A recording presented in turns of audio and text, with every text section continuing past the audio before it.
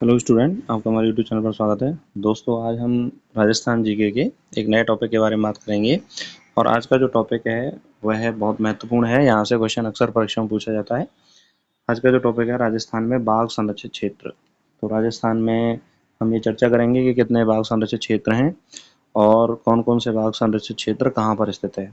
तो सबसे पहला जो क्वेश्चन पूछा जाता है वो पूछा जाता है कि टाइगर मैन ऑफ इंडिया किसे कहा जाता है।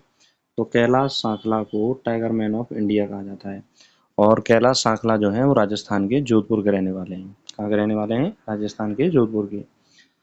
अगर हम बात करें कि बाघ संरक्षित केंद्रों को या संरक्षित क्षेत्रों को बाघ परियोजना टाइगर प्रोजेक्ट के नाम से जाना जाता है और राजस्थान में वर्तमान में कितने टाइगर प्रोजेक्ट चलाए जा रहे हैं।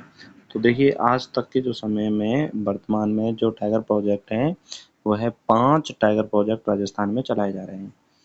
कौन कौन से टाइगर प्रोजेक्ट हैं? देखिए, इनके कालक्रम के हिसाब से इनको व्यवस्थित किया गया है और मैंने उसी हिसाब से लिखा है जिस हिसाब से इनकी स्थापना हुई है। तो सबसे पहले हम बात करें कि सबसे पहला जो टाइगर प्रोजेक्ट है या टाइगर रिजर्व है वह कौन सा है? Ranthambore tiger reserve. सबसे पहला कौन सा है? Ranthambore tiger reserve.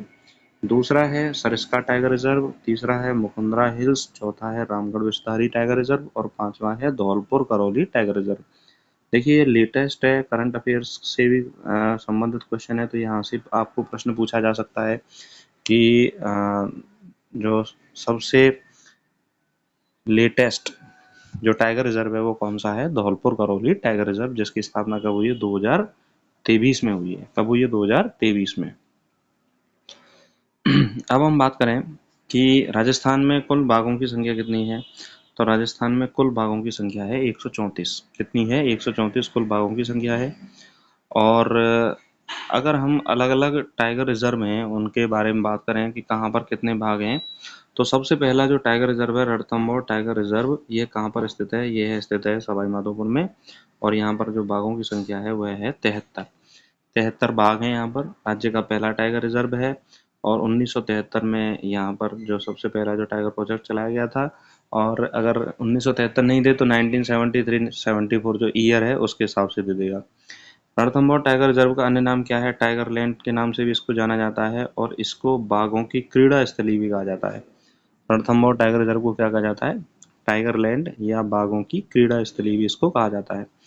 Sariska tiger reserve में टोटल कितने टाइगर हैं? 40 टाइगर हैं और ये कहाँ पर स्थित है? अलवर में स्थित है और इसकी स्थापना हुई है 1978 से 79 में इसकी स्थापना हुई है। तो सरिस्का टाइगर रिजर्व की स्थापना कब हुई है? 1978 से 79 में। मुकुंदरा हिल्स टाइगर रिजर्व में कितने बाघ हैं? 2 बाघ हैं और यह कहाँ पर स्थित है? कोटा व झालावाड़ की सीमा पर ये स्थित है और 2013 में इसकी स्थापना हुई है। मुकुंदरा हिल्स की स्थापना कब हुई है? 2013 में।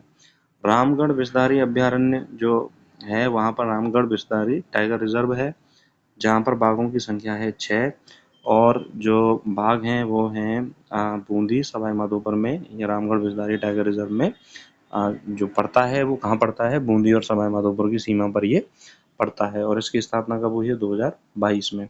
सबसे लेटेस्ट जो टाइगर रिजर्व है वह धौलपुर करौली टाइगर रिजर्व है और ये धौलपुर करौली टाइगर रिजर्व में बाघों की संख्या कितनी है? 10 है और ये कहाँ पर स्थित है? धौलपुर करौली में, नाम से पता चल रहा है। और इसकी स्थापना जो हुई है वो कब हुई है? 2023 में हुई है। देखिए, इन सबको यदि हम संख्यात्मक जोड़ें तो 3 जो शेष टाइगर हैं वो कम बैठते हैं क्योंकि 134 इनकी पूरी संख्या नहीं बैठती है। तो शेष जो 3 टाइगर हैं वो कहाँ पर हैं? केवला देवी अभ्यारण्य में और शेरगढ़ वन्यजीव अभ्यारण्य में पाए जाते हैं। ये नॉर्मली आमतौर पर देखे गए हैं तो इनकी गणना भी की गई है, लेकिन इनको टाइगर प्रोजेक्ट में इसलिए नहीं गिना जाता है क्योंकि जो कैला देवी है और जो शेरगढ़ वन्यजीव अभ्यारण्य है उसको भारत सरकार ने अभी टाइगर प्रोजेक्ट घोषित नहीं किया है। लेकिन अगर बाघों की संख्या की बात करें तो टोटल जो बाघ हैं राजस्थान में वो कितने हैं? 134 हैं और हमने ये चर्चा भी की कौन कौन से टाइगर रिजर्व में कितने कितने बाघ पाए जाते हैं, तो इन सभी के बारे में हमने जाना। आशा करता हूँ कि आपको ये टॉपिक समझ में आया होगा। इस चैनल को जरूर सब्सक्राइब करें और अन्य क्लासेस को जरूर देखें जिससे कि आपको अन्य टॉपिक के बारे में भी जानकारी मिले। नमस्कार, धन्यवाद।